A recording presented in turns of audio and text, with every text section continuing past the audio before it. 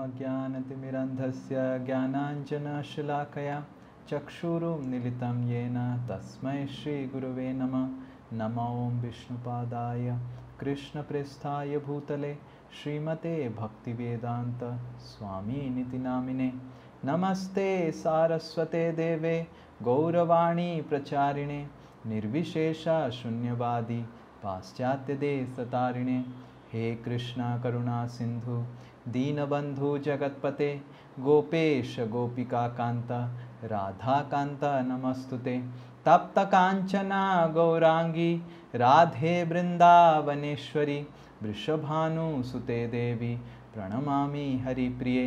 वाञ्छाकल्पतरुभ्यश्च कृपा सिन्धुभ्य एव च पतितानां पावनेभ्यो वैष्णवेभ्यो नमो नमः। जय श्री कृष्णा चैतन्य प्रभु नित्यानंद श्री अद्वैत गदाधर शिवासादि गौरभक्तवृंद। हरे कृष्णा कृष्णा कृष्णा हरे हरे हरे राम राम राम हरे हरे। मूकं करोति वाचालं पंगुं लंघायते गिरिं यत्कृपातमहं वन्दे श्रीगुरुदीनतारिणं श्रीपरमानन्दमाधवं श्रीचैतन्यमीश्वरम्।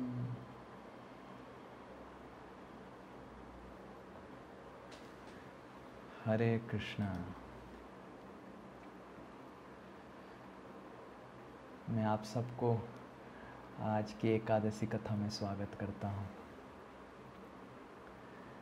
तो पिछले एकादशी में हमने कथा सुना रघुनाथ दास गोस्वामी का, पर रघुनाथ दास गोस्वामी का चरित्र इतना गहरा है कि 1 घंटा क्या, आज की एकादशी कथा क्या, सैकड़ों एकादशी में अगर हम कथा करते रहेंगे फिर भी रघुनाथ दास गोस्वामी का चरित्र समाप्त नहीं होगा। उनका जो गुण है, गुण का व्याख्या है, गुणगान है, वो समाप्त नहीं होगा। पर हम कोशिश करेंगे आज के दिन भी श्रील रघुनाथ दास गोस्वामी के बारे में, उनके दिव्य गुणों के बारे में चर्चा करने का। तो हमने कथा सुना कि किस तरह श्री नित्यानंद प्रभु की कृपा श्रील रघुनाथ दास गोस्वामी को मिला। इसीलिए श्री नित्यानंद प्रभु रघुनाथ दास गोस्वामी को चोर की संज्ञा, he called him, addressed him as a thief, क्योंकि रघुनाथ दास गोस्वामी श्री चैतन्य महाप्रभु की कृपा प्राप्त करना चाहते थे नित्यानंद प्रभु की कृपा के बिना। श्री चैतन्य महाप्रभु को प्रेम पुरुषोत्तम कहा जाता है और श्री नित्यानंद प्रभु को प्रेम दाता कहा जाता है। जो प्रेम पुरुषोत्तम श्री चैतन्य महाप्रभु की कृपा को प्रदान करते हैं वो है श्री नित्यानंद प्रभु। श्री नित्यानंद प्रभु की कृपा पाके रघुनाथ दास गोस्वामी का आत्मविश्वास बहुत बढ़ गया। ये गुरु की एक कर्तव्य है, गुरु का एक प्रमुख कर्तव्य है। श्री नित्यानंद प्रभु आदि गुरु हैं, श्री बलराम जी हैं। गुरु का एक प्रमुख कर्तव्य है कि शिष्य की भक्ति करने का आत्मविश्वास को बढ़ाना। जैसे ही हम गुरु वर्गों के संस्पर्श में आते हैं तो हमारा भक्ति करने का आत्मविश्वास बढ़ जाता है। तो रघुनाथ दास गोस्वामी का विश्वास था कि एक दिन जरूर वो श्री चैतन्य महाप्रभु की चरण को प्राप्त करेंगे। पर जब नित्यानंद प्रभु की कृपा मिला तो रघुनाथ दास गोस्वामी संपूर्ण रूप से आश्वसित हो गए कि जरूर अभी मेरे को श्री चैतन्य महाप्रभु की कृपा मिलेगा। तो श्रील रघुनाथ दास गोस्वामी दुर्गा मंडप में रात में रुकते थे। एक दिन उनके गुरुदेव यदुनंदन आचार्य आए और वो बहुत चिंतित थे।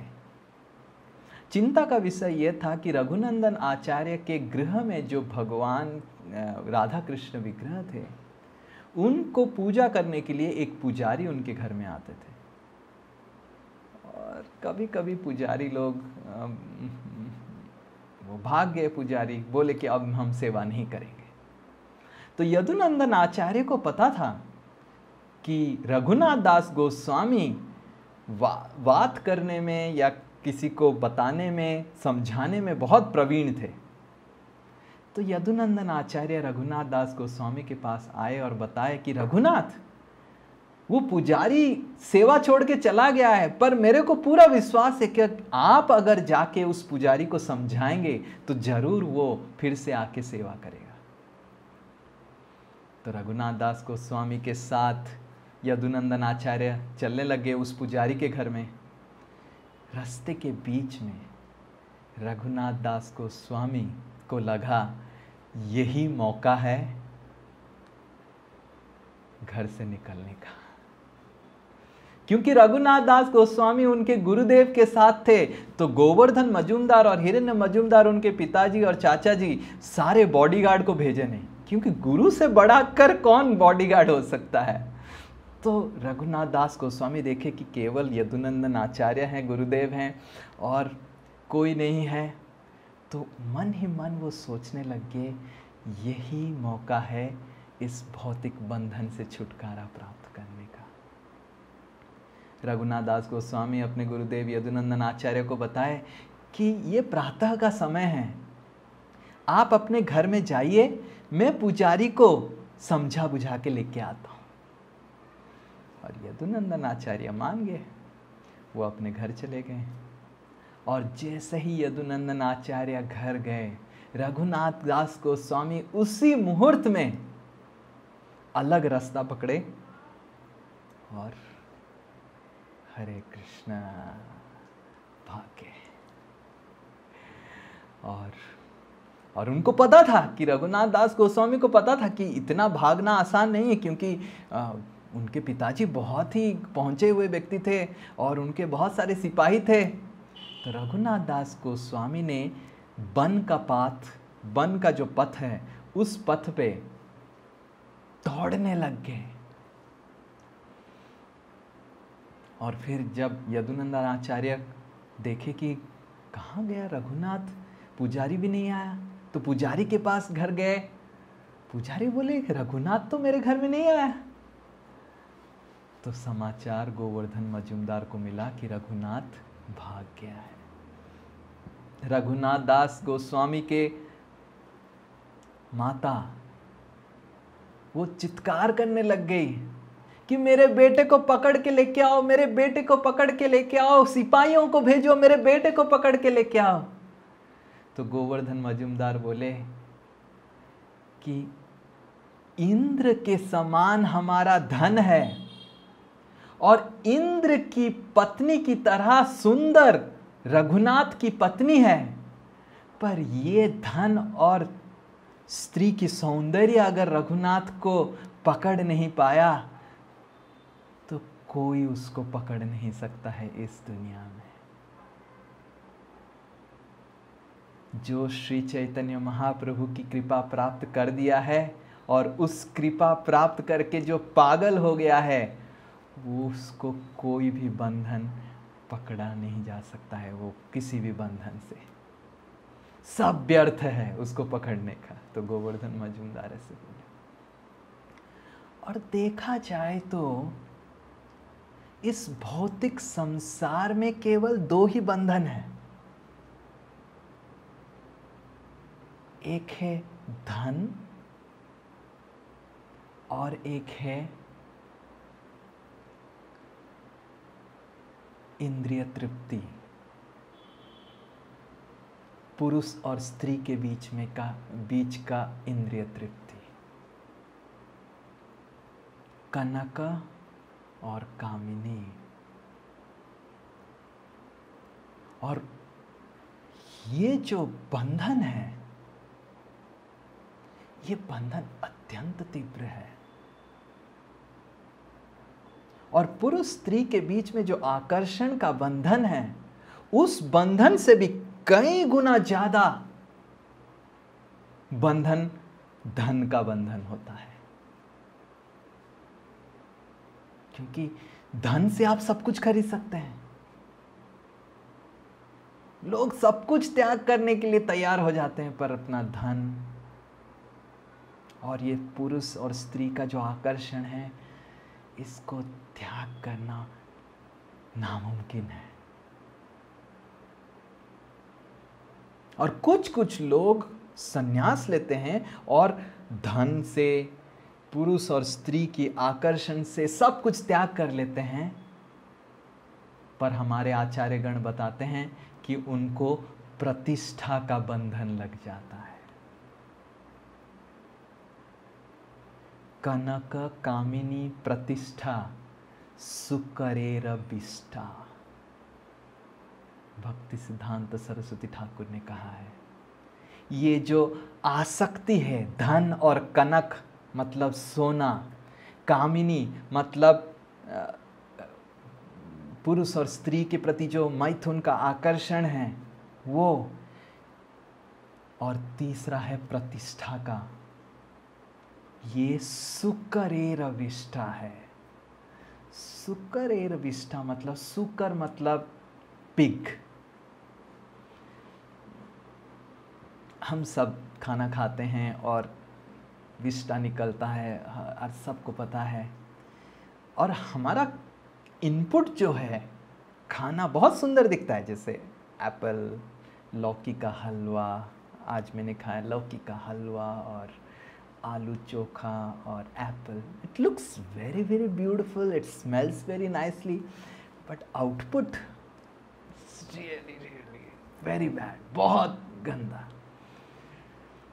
तो पर शुकर जो होता है उसका इनपुट जो होता है वो भी गंदा होता है।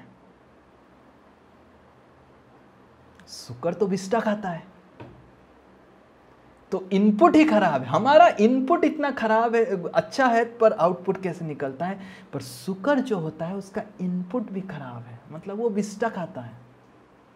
तो उसका जो विष्टा है, मतलब आप समझ रहे हैं, विष्टा टू द पावर 2, विष्टा स्क्वायर, या फिर विष्टा टू द पावर 4, और विष्टा इंटू विष्टा, ये है सुकरेरविष्टा। तो जब तक ये आसक्ति कनक, कामिनी और प्रतिष्ठा का हमारे हृदय में रहेगा, तब तक हम भगवान की भक्ति का रस का आस्वादन नहीं कर पाएंगे। तिलक लगा सकते हैं आसानी तरीके से, कंठी ले सकते हैं, गेरुआ वस्त्र परिधान कर सकते हैं और प्रचार करके बहुत सारे लोगों को भक्त बना सकते हैं, पर हमारे हृदय में जब तक ये कनक, कामिनी, प्रतिष्ठा का आसक्ति है, हम राधा कृष्ण गौर निताय की, राधा रमण की, निताय गौरांग की जो रस है, प्रेम की रस है, उसको आस्वादन नहीं कर पाएंगे। तो गोवर्धन मजूमदार अपने बेटे की प्रशंसा करते हुए बोले कि जिसको श्री चैतन्य की कृपा मिला है, कनक, कामिनी और प्रतिष्ठा का जो आसक्ति और बंधन है, उसको स्पर्श भी नहीं कर सकता है। तो उसको पकड़ने का प्रयास केवल विफल ही होगा। हम सब रघुनाथ दास गोस्वामी की तरह वैरागी नहीं बनना चाहते हैं, पर हम चाहते हैं कि ये भौतिक संसार से परे हम भगवान के धाम में प्रवेश करें। और हम सब कोई मन ही मन ये विचार करते हैं कि ऐसा एक दिन आएगा कि हम आंख बंद करके हम विचार करते हैं, एक दिन ऐसा आएगा कि मैं श्री श्री राधा कृष्ण की सेवा में करता रहूंगा वृंदावन धाम में। हम सब मन ही मन गुड़ खा रहे हैं। एक्चुअली मन में गुड़ खाना आसान है, क्योंकि पैसा देना नहीं पड़ता है। मन ही मन आप 1 किलो, 2 किलो, 3 किलो, 5 किलो गुड़ भी खा सकते हैं, और गुड़ खरीदने का आपको पैसा भी नहीं लगेगा। तो उसी तरह जो इस भौतिक संसार के साथ आसक्त रहते हैं, वो मन ही मन सोचते रहते हैं कि मैं अभी इस भगवत धाम चला जाऊंगा, क्योंकि वो भौतिक संसार छोड़ने का जो प्रयास है वो नहीं करना चाहते हैं। भगवत धाम जाने का, प्रवेश करने का, प्रक्रिया का जो प्राइस, मूल्यांकन है, मूल्य है, वो ये है कि भौतिक कनक कामिनी प्रतिष्ठा से जो आसक्ति है उसको त्याग करना। और जब तक हम उसको त्याग नहीं करते हैं या फिर प्रयास नहीं कर रहे हैं उसको त्याग करने का, अगर हम सोच रहे हैं एक दिन ऐसा आएगा, श्री चैतन्य महाप्रभु आए हैं, श्रील प्रभुपाद जी आए हैं हमको भगवत धाम लेके जाने के लिए, ये केवल पागलपन है। वो सब आए हैं, श्री चैतन्य महाप्रभु आए हैं, नित्यानंद प्रभु आए हैं, जरूर आए हैं।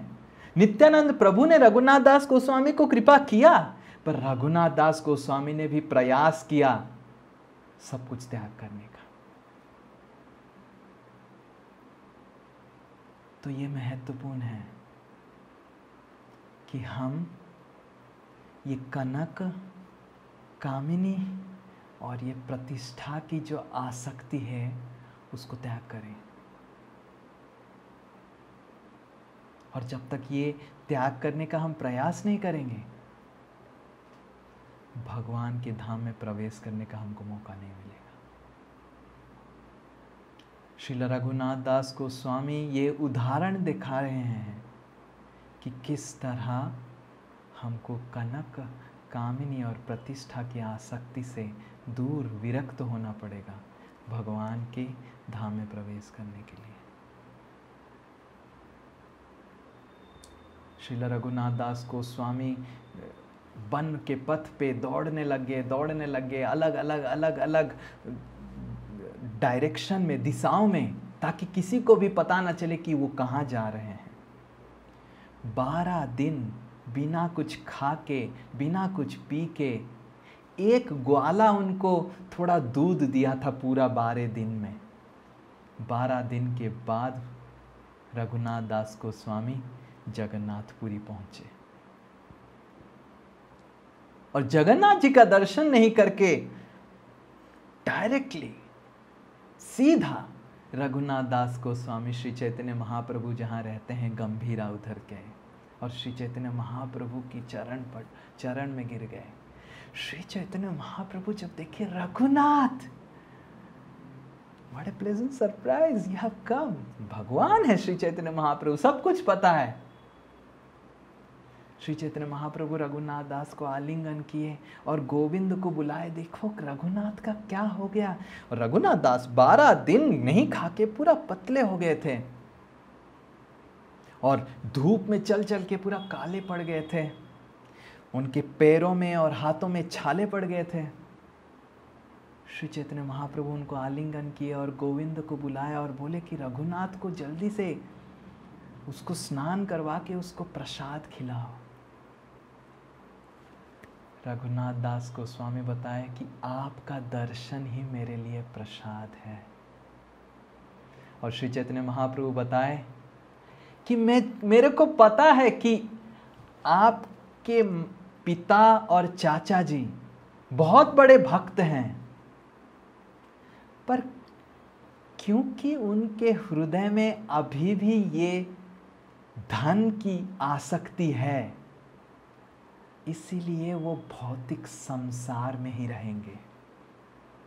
और क्योंकि आप नित्यानंद प्रभु की कृपा प्राप्त किए, इसीलिए ये आप सब भौतिक बंधन को त्याग करके कृष्ण की शरणागति ले पाए। ये एक महत्वपूर्ण शिक्षा है। कभी कभी हमारे अंदर ये विचार आता है कि मैं बहुत धन कमाऊंगा और बहुत धन कमा के मैं भगवान को बहुत डोनेशन दूंगा, तब मैं बहुत सेवा कर पाऊंगा। पर ये भौतिक चेतना है। भगवान को कोई भी हमारी डोनेशन की आवश्यकता नहीं है। कुछ लोगों का ये चिंता रहता है कि मैं बहुत परिश्रम करूंगा भौतिक जगत में और कभी कभी लोग इतना परिश्रम करते हैं कि अपनी साधना, भगवान का नाम जप करना, भगवान के बारे में पढ़ना, सब कुछ त्याग कर लेते हैं। क्यों? क्योंकि मेरे को धन कमाना है। और क्यों धन कमाना है? मेरे को भगवान को डोनेशन देना है। यह भौतिक चेतना है। आध्यात्मिक चेतना यह है कि मानस देह गेहो जो किछु मोर और पिलुतुआ पदे नंद किशोर। जो भी मेरा है, हे नंद किशोर, मैं आपके चरण में अर्पण करता हूं। पर इस भौतिक संसार में हमको गधा की तरह प्रयास नहीं करना चाहिए कि मैं पैसा, धन उपार्जन करूंगा भगवान को दान करने के लिए। उस धन से भगवान प्रसन्न नहीं होते हैं। हमारे पास जो भी है, अगर हमारे पास 1000 रुपये है तो हम अपना जरूरत के लिए कुछ भी रख के भगवान को दान करने से भगवान उसमें प्रसन्न होते हैं।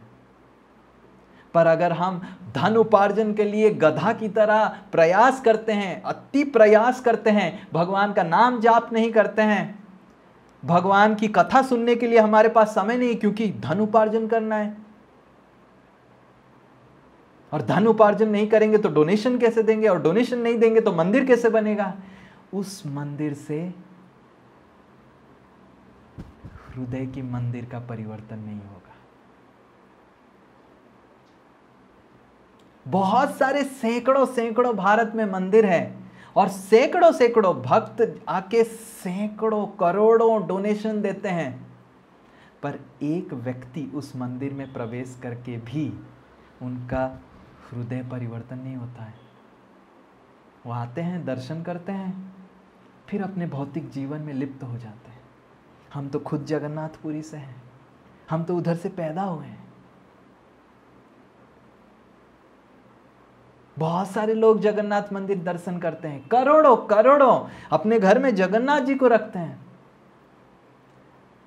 पर भगवान की साधारण सा नियम कानून, मांस मछली नहीं करना, नहीं खाना, मद्यपान नहीं करना, उसको भी पालन नहीं करते हैं। मेरे खुद हमारे घर में हर कोई मछली खाता था और जगन्नाथ जी का पूजा होता था, और मैं विरोध करता था, बचपन से मैं विरोध करता था। मेरे को निरामिष भोजन प्राप्त करने के लिए बचपन से कितना लड़ाई करना पड़ा, और मैं विरोध करता था। बट ये तो साधारण सा चीज है। भागवत में आता है कि अगर कोई निरामिष भोजन नहीं करता है, मनुष्य है, वो मनुष्य नहीं है, वो पशु तुल्य है। मनुष्य बनने का प्रथम क्राइटेरिया, क्वालिफिकेशन है कि भगवान के जो 4 नियम हैं, मद्यपान नहीं करना, मांसाहार नहीं करना, अवैध स्त्री संग नहीं करना और जुआ नहीं करना। ये 4 नियम हमको पशु और मनुष्य से अंतर निर्वाचन करता है कि हम पशु नहीं हैं, मनुष्य हैं। तो श्रील रघुनाथ दास गोस्वामी के चरित्र से श्री चैतन्य महाप्रभु ये बताना चाहते हैं कि रघुनाथ दास गोस्वामी के पास इतना धन था कि सैकड़ों सैकड़ों वो मंदिर बना सकते थे, और उनके पिता और चाचा जी सारे मंदिर में डोनेशन देते थे। पर ये भगवान की असली सेवा नहीं है। अगर हमारे पास है, हम उसको कर सकते हैं, पर उसको करने के बाद अगर हम सोचते हैं कि हमने भगवान की सेवा किया है, ये हमारी मूर्खता है। भगवान की सेवा है भगवान का नाम जाप करना, भगवान की स्मरण करना, भगवान की कथा को सुनना। बहुत सारे धनी व्यक्ति हैं, बहुत सारा डोनेशन देते हैं, और जैसे ही कथा प्रारंभ होता है भगवान का, उठ के चले जाते हैं। अभी भगवान का कथा प्रारंभ हुआ है, स्वामी जी क्या बोलेंगे? हमारे पास बहुत और बड़ा बड़ा काम है जिसको हम करेंगे, और धन उपार्जन करेंगे, और फिर डोनेशन आके देंगे, फिर हमारा नाम बड़ा बड़ा अक्षर में आएगा मंदिर में। तो ये थर्ड क्लास भक्ति है। फर्स्ट क्लास भक्ति मतलब भगवान के बारे में सुनना साधुओं से। बहुत सारे लोग तीर्थ यात्रा में भी जाते हैं और तीर्थ यात्रा में जाने का उनका कारण यह है कि जाके मैं स्नान करूंगा गंगा में और मेरे सारे पाप धुल जाएंगे ताकि मैं घर में आके और पाप करूंगा।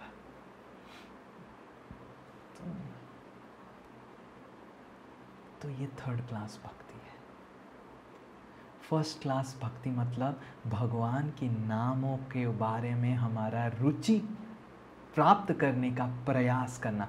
हमारे अंदर अभी भगवान के नामों के प्रति रुचि नहीं है, हमारे अंदर अभी भगवान की हरि कथा सुनने का, श्रवण करने का रुचि नहीं है, वो ठीक है, उसमें कुछ समस्या नहीं है, पर क्या हम प्रयास कर रहे हैं?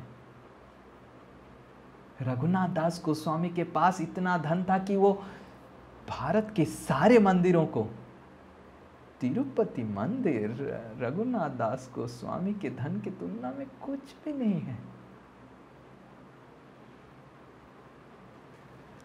तो उनके पास इतना धन था, पर ये वो कभी नहीं सोचे कि मेरे पास इतना धन है, मेरा भक्ति है, मैं सारे धन को मंदिरों में दान करूं, यही मेरा भक्ति है। वो श्री चैतन्य महाप्रभु की लीलाओं को स्मरण करने के लिए, श्रवण करने के लिए, उनका खुद अपने आंखों से दर्शन करने के लिए, उनका सेवा करने के लिए सब कुछ त्याग कर लिया। तो हमको ये कभी भी ये माया में, ये एक माया है, हमारा मन जब माया से प्रभावित हो जाता है तो मन बोलने लग जाता है कि मैं बहुत धन उपार्जन करूंगा और भगवान को दान करूंगा, उससे भगवान बहुत प्रसन्न होंगे। भगवान प्रसन्न होंगे जब हम ये भौतिक जगत त्याग करके, सब कुछ छोड़ के भगवान के धाम में प्रवेश करेंगे। इस भौतिक जगत से भगवान का कोई भी आसक्ति नहीं है। भगवान इस भौतिक जगत में अवतरण करते हैं केवल हमारे लिए, हमको उद्धार करने के लिए। और ये सारे मंदिर, ये सारे चीजें जो भी सृष्टि हुआ है, ये सब का मूल उद्देश्य है भगवान की हरि कथा का श्रवण और कीर्तन।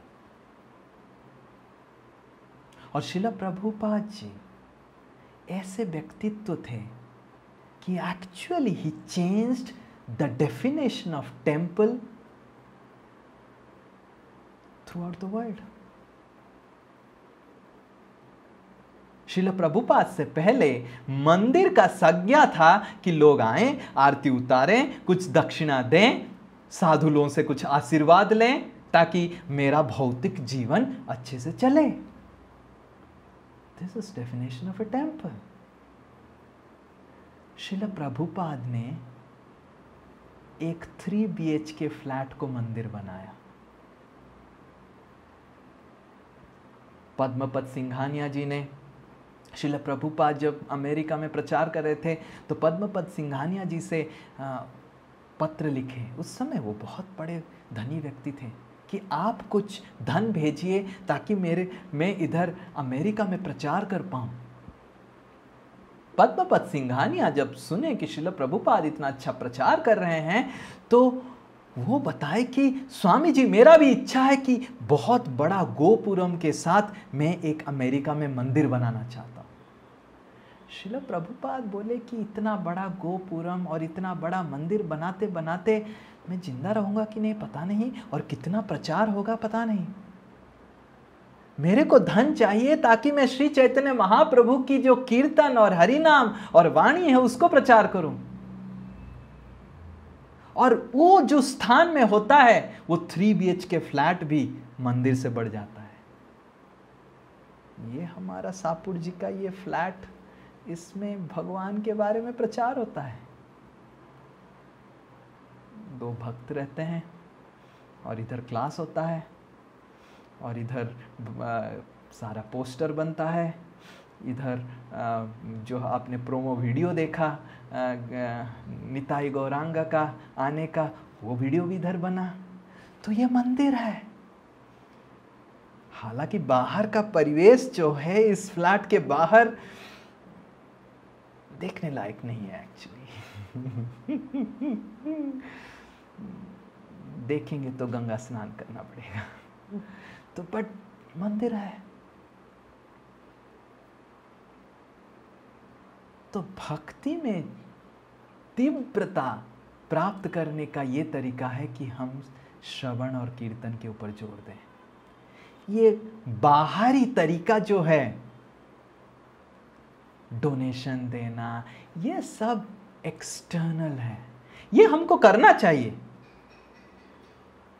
मंदिर की विग्रहों की सेवा के लिए, मंदिर की प्रचार के लिए, ये सब करना चाहिए। पर इसको करके अगर हम सोचते हैं कि मैंने भगवान की सेवा कर लिया, ये मूर्खता है। जब तक हम भगवान की कथा श्रवण नहीं किए हैं, हमने भगवान की सेवा नहीं किया है। जब तक हमारे मुख से भगवान का नाम नियमित रूप से ध्यानपूर्वक नहीं निकल रहा है, हमने भगवान की सेवा नहीं किया है। और जब तक हम भगवान की कथाओं को पढ़ने का, श्रीमद् भागवत को अध्ययन करने का प्रयास नहीं कर रहे हैं, कोशिश नहीं कर रहे हैं, जानने का कोशिश नहीं कर रहे हैं, भगवत गीता को सही तरीके से सीखने का कोशिश नहीं कर रहे हैं, हम भगवान की सेवा नहीं कर रहे हैं। श्री चैतन्य महाप्रभु इस तरह रघुनाथ दास गोस्वामी को समझाए। रघुनाथ दास गोस्वामी फिर श्री चैतन्य महाप्रभु की सानिध्य में रहे और उसी दिन श्री चैतन्य महाप्रभु स्वरूप दामोदर गोस्वामी उनके सेक्रेटरी को बुलाए। स्वरूप दामोदर गोस्वामी ललिता सखी हैं। स्वरूप दामोदर गोस्वामी को बताए कि रघु, हमारा अभी 3 रघु हो गए।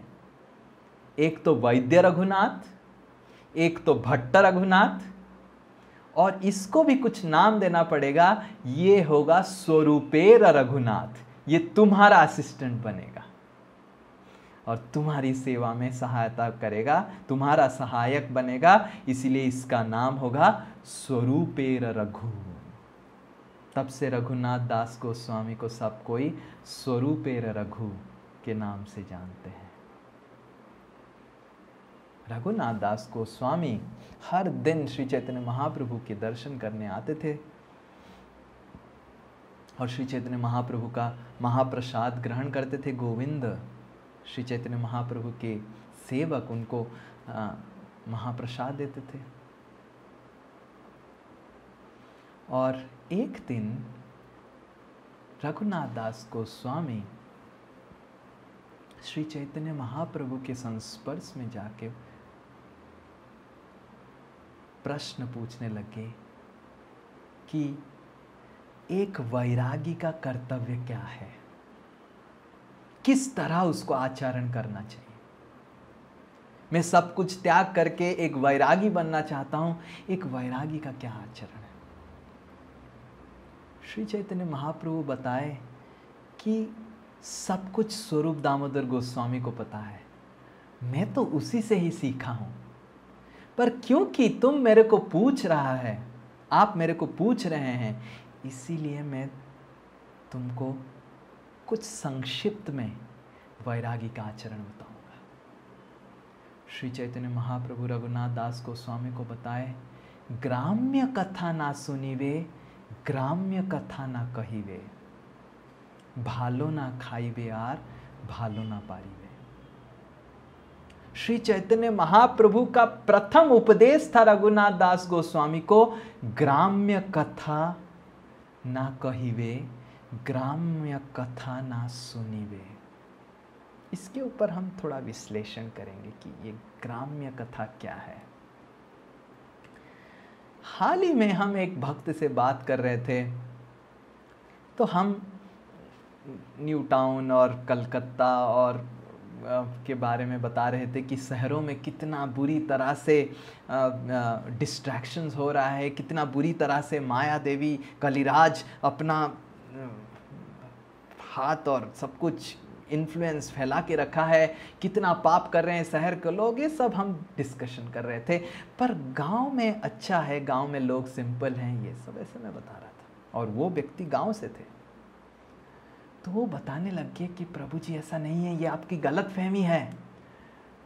गांव में शहरों से भी खराब हालत है। मैं बोला हाँ कैसे? गांव में शहरों से भी कैसे खराब हालत है? ना प्रभु जी, शहर में लोग 14 घंटा खटने जाते हैं ऑफिस में, और आने के बाद इतना उनका हालत खराब हो जाता है। और कॉर्पोरेट ऑफिस में पूरा इट्स लाइक एक बार जाने के बाद आने के बाद आप जिंदा है मर गए हैं पत्नी को समझ में नहीं आता है।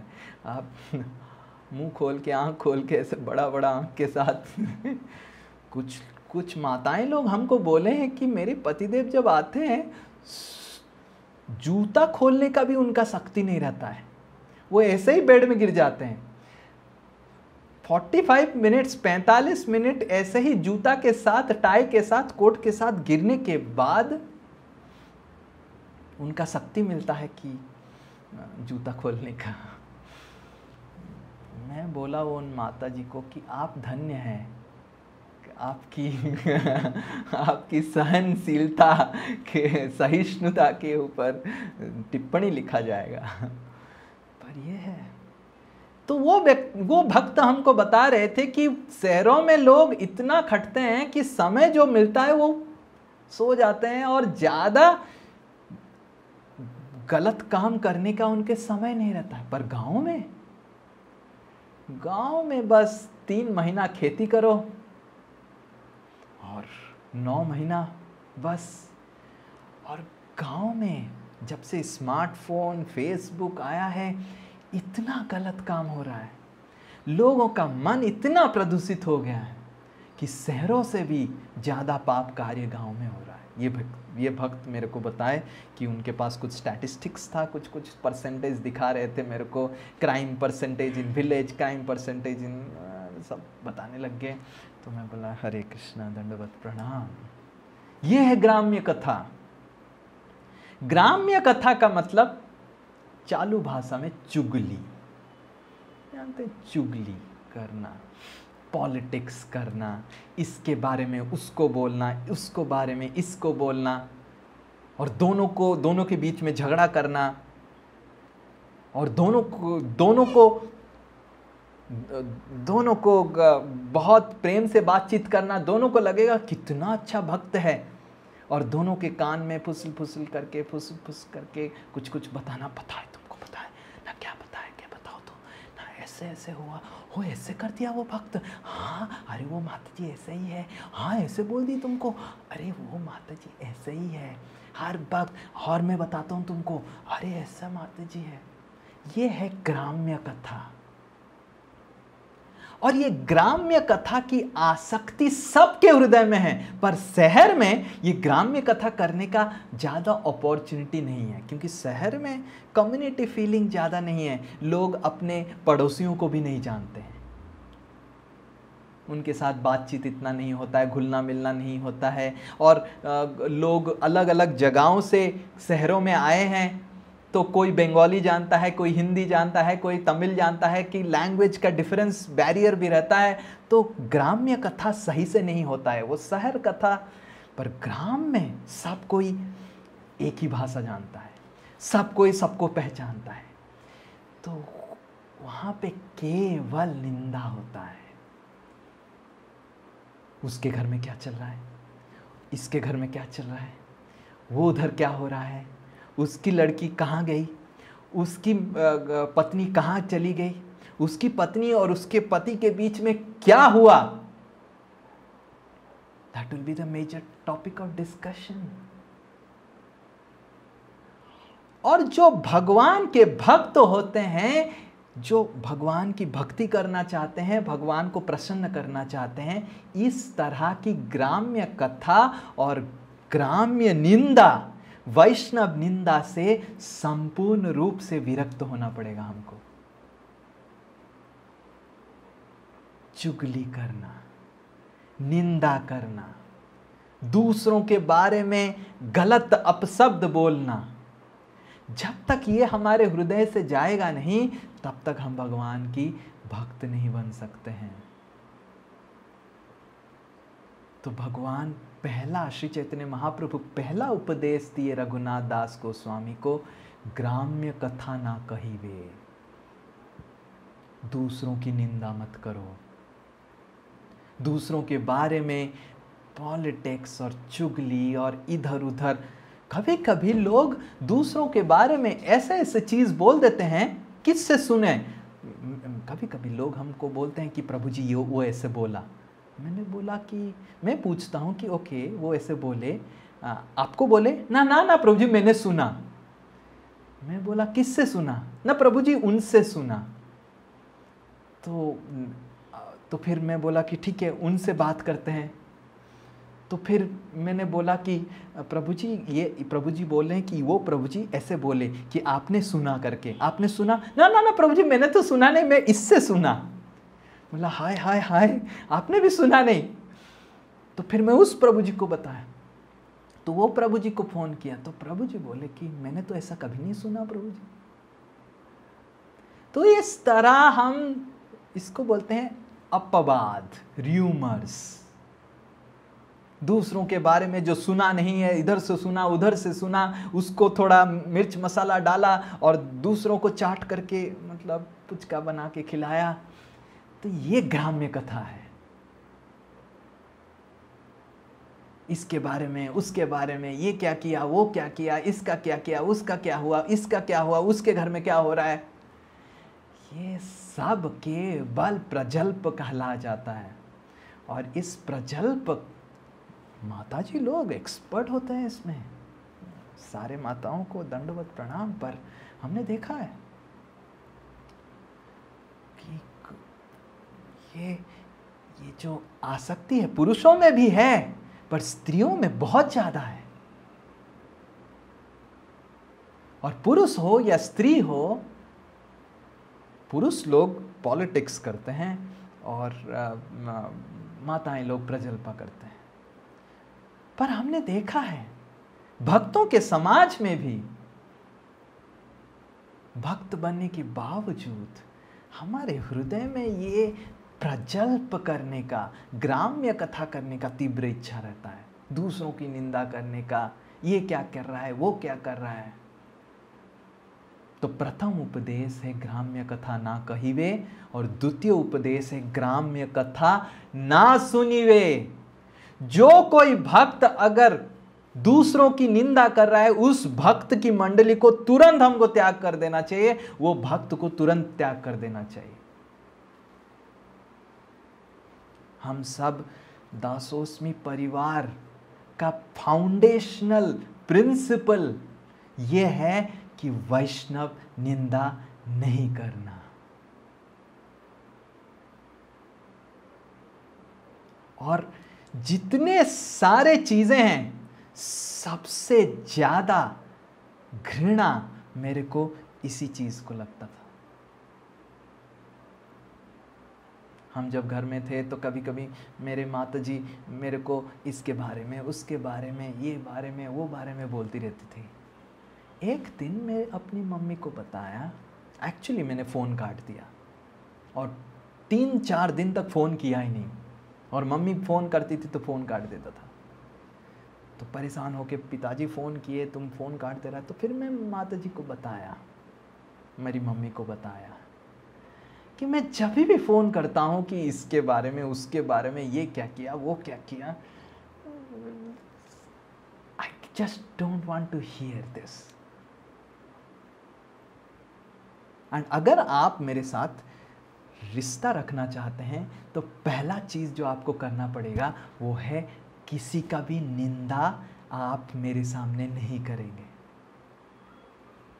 और मैं एक उदाहरण बताया मेरी मम्मी को, जो मैं किताब में लिखता हूँ, क्योंकि हम सब पूरी से हैं। तो मैं बताया कि मान लीजिए आप समुद्र के किनारे जाते हैं और समुद्र के किनारे जाके वापस आते हैं, तो एक भक्त आपको पूछता है कि आपने समुद्र के किनारे क्या देखा, और वो भक्त को आप बोलते हैं कि रेत देखा मैंने और पानी देखा, नमकीन खारा पानी। तो वो भक्त क्या आपको बोलेगा, वाह वाह वाह वाह, आप समुद्र किनारे गए, रेत देख लिया, वाह वाह वाह वाह, कितना बड़ा चीज़ आपने कर दिया। आपने खारा पानी देख लिया समुद्र किनारे, वाह वाह वाह, आपको तो भारत रत्न मिलेगा। कोई ऐसे बोलेगा?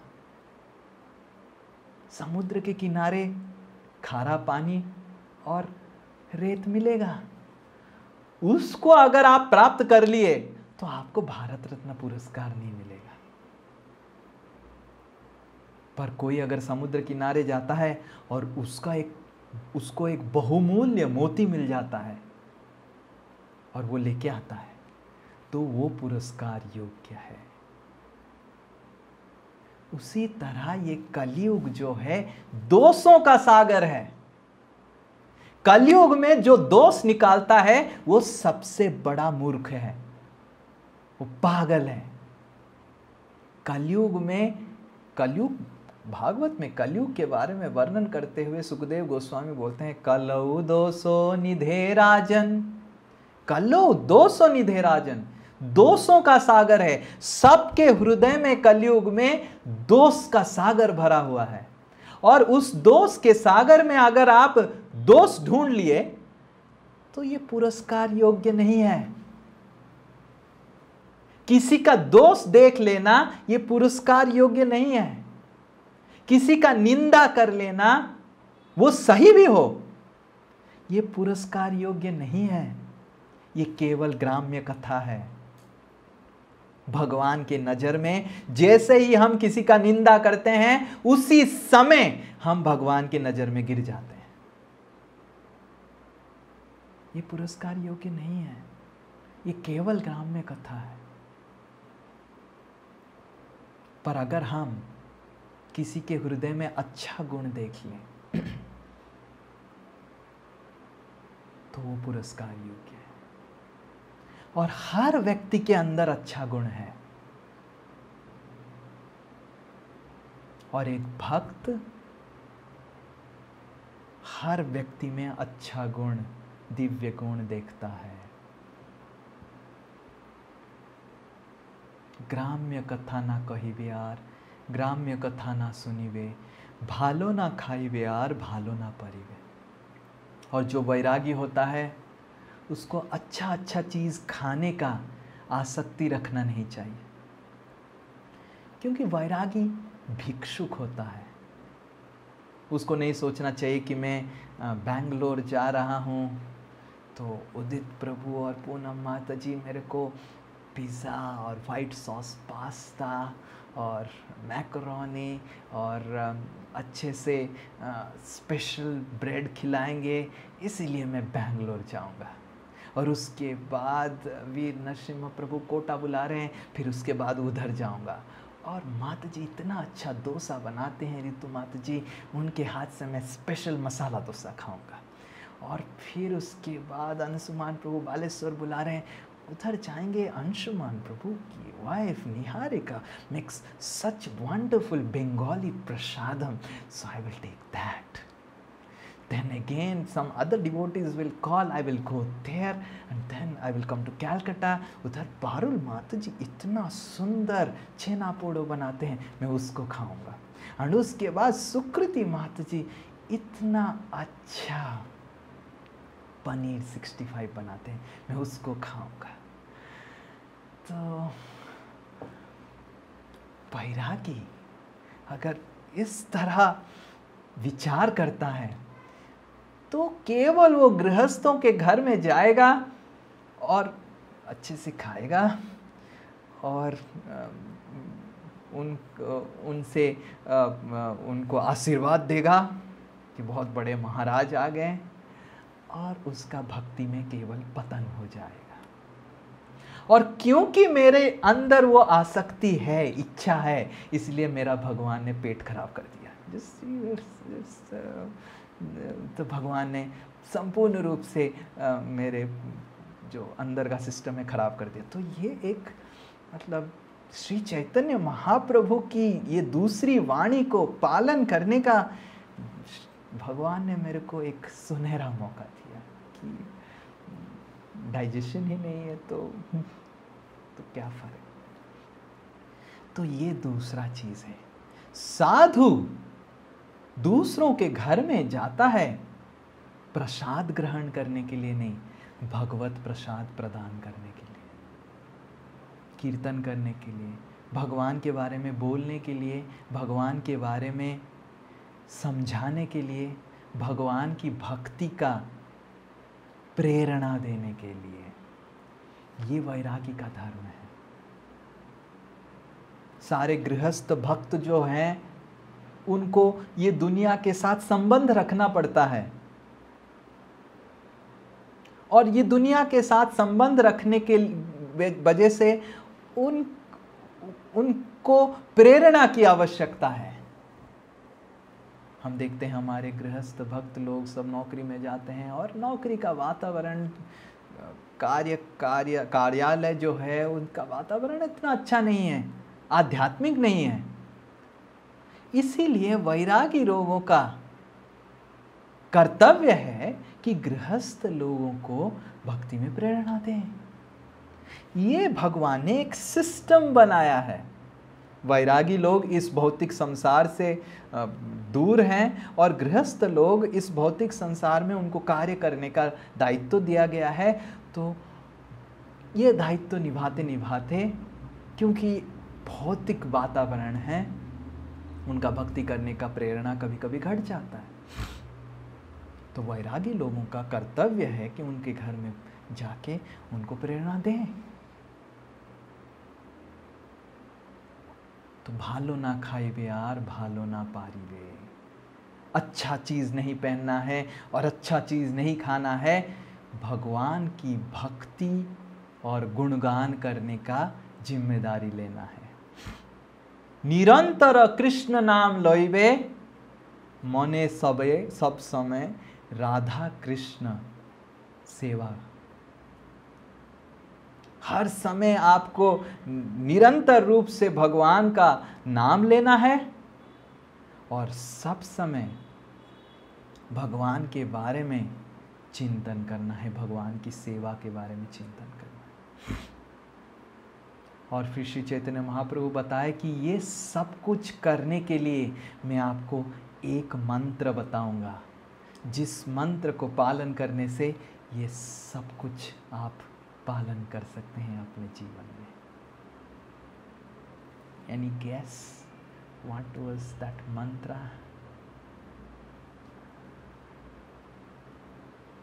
श्री चैतन्य महाप्रभु ने उपदेश दिया कि आप ग्राम्य कथा मत सुनिए, निंदा मत कीजिए, निंदा मत सुनिए, निंदा मत कहिए, और अच्छा अच्छा खाद्य खाने का और अच्छा अच्छा चीज़ पहनने का इच्छा मत रखिए, और हर समय भगवान का नाम लीजिए, हर समय राधा कृष्ण की सेवा का चिंतन कीजिए। पर ये सब कुछ करने के लिए सहायक बनेगा ये मंत्र। Someone like to say yes? Anyone? Now you can unmute. Anyone? Any guess? Hare Krishna Mahamantra. Yes. Please tell. Hare Krishna Mahamantra. Oh, no. You are. Hare Krishna, No. Hare Krishna, Hare Krishna, Krishna No. You are wrong. Ram Ram, Hare Krishna. You are spiritually wrong. This is wrong. This is right, but this is wrong. Both. Yes, anyone else?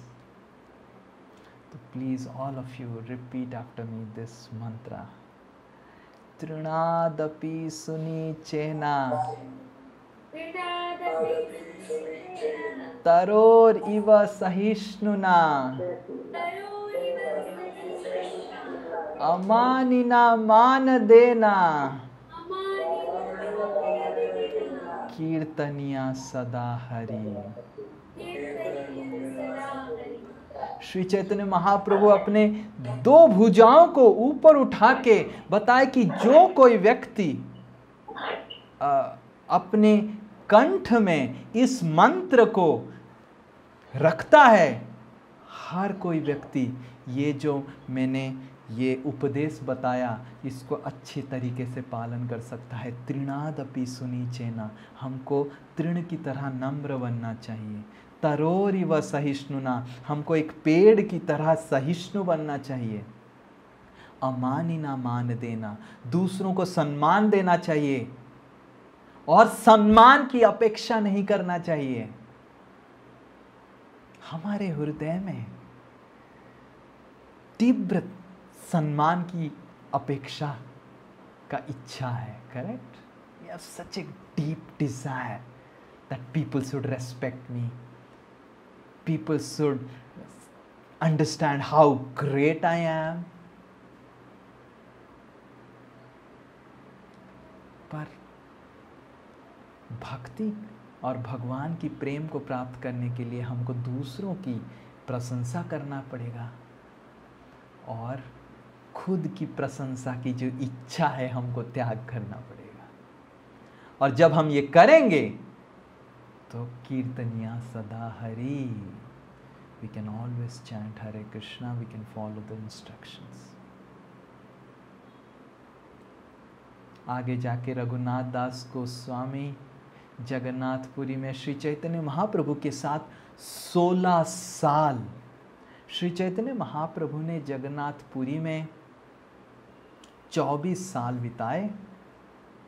उसमें से 6 साल वो भ्रमण में गुजारे और 18 साल जगन्नाथपुरी में वास किए। उस 18 साल से 16 साल, मोर देन 90% श्री चैतन्य महाप्रभु की सारी जगन्नाथपुरी की लीलाएं रघुनाथ दास गोस्वामी दर्शन की। और क्या क्या लीलाएं दर्शन किए और श्रीला रघुनाथ दास गोस्वामी के जीवन में और क्या आगे हुआ, इसको जानने के लिए आपको अगले एकादशी में आना पड़ेगा। रघुनाथ दास गोस्वामी का कथा एक एकादशी, 2 एकादशी में समाप्त नहीं होगा। भालो ना खाइबे आर भालो ना पढ़िबे, ग्राम्य कथा ना सुनिबे, ग्राम्य कथा ना कहिबे। ये मैं विनम्र निवेदन करता हूँ आप सबसे कि आप सब वैष्णव निंदा त्याग कीजिए, वैष्णव की निंदा मत कीजिए। ना केवल वैष्णव की, किसी के भी निंदा मत कीजिए और किसी का भी निंदा मत सुनिए। भगवान का निरंतर नाम लीजिए। और इसीलिए हम अयोध्या धाम की यात्रा कर रहे हैं इस बार, ताकि हम एकांत रूप से 4 से 5 दिन केवल आत्मा के स्तर पे जिए। तो मेरा निवेदन है कि आप सब अयोध्या यात्रा में आइए और आत्मा के स्तर पे भगवान की गुण कीर्तन निरंतर करने का जो आनंद है उसको उपभोग कीजिए। इससे आपको पता चलेगा कि भगवान का धाम कैसा है। हाउ ब्यूटिफुल इज कृष्ण's abode, how wonderful is Krishna's devotees। मेरा अनुरोध है कि आप सब अयोध्या यात्रा में आइए और भक्तों के संग में भक्तों का गुणगान कीजिए, भक्तों की सेवा कीजिए, भक्तों की प्रशंसा कीजिए और खुद की प्रशंसा की आशा मत रखिए, भक्तों की सेवा कीजिए। श्री चैतन्य महाप्रभु खुद जो भगवान है, वो भगवान के भक्तों के सारे वैष्णवों की सेवा जगन्नाथपुरी में करते थे। तो ये 5 दिन हमको मौका मिल रहा है एक साथ सभी वैष्णवों का आने का और सारे वैष्णवों का सेवा करने का। ये अयोध्या धाम यात्रा की उद्देश्य है। The purpose of this yatra is to come together and serve each other, appreciate each other, hear from each other, and share Krishna with each other. I humbly request each one of you to come for this Ayodhya Yatra and experience Shri Vrindavan Dham. because we have a plan to take Shri Shri Radha Raman to Ayodhya. We don't know, हमको पता नहीं कि श्री रामचंद्र वृंदावन गए थे कि नहीं, पर इस बार हम श्री श्री राधा रमन को अयोध्या लेके जाएंगे। और अयोध्या में श्री श्री राधा रमन की सेवा होगा और आरती होगा, मंगल आरती होगा और आप सब निमंत्रित हैं। You are all invited to witness the wonderful darshan of Shri Shri Radha Raman, and kirtans. We'll have special night kirtans.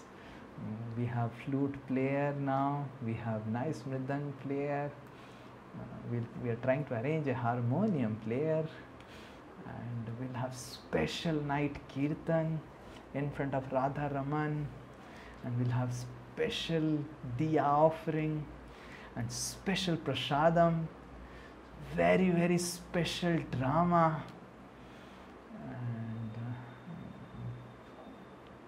and wonderful sangha of devotees together, and special dancing kirtan and special katha. I have also invited Ananta Bhagavan Prabhu, he is also going to come. So in the daytime he will give Ram Katha, and in the night, in the evening, I will do Krishna Katha. So it's a nice Ram and Krishna, because we have Hare Krishna Maha Mantra, which is Ram and Krishna. And so there will be nice Ram Katha by Ananta Bhagavan Prabhu in the morning, while we are going and visiting the places, and in the evening I will do Krishna Katha. And we will have nice kirtans, special kirtans. So all of you are welcome. And this time, from last yatra, wherever we will go for yatra, provided it is in India, we will have Shri Shri Radha Raman with us. So we will be going with Radha Raman. तो आप सब अयोध्या यात्रा में आइए। हरे कृष्णा। वाञ्छाकल्पतरु वैश्य कृपा सिंधु एव च पतितानां पावनेभ्यो वैष्णवेभ्यो नमो नमः। अनंत कोटि वैष्णव वृंद की जय, वैष्णव ठाकुर की जय, वैष्णव शिल प्रभुपाद की जय। हरे कृष्ण।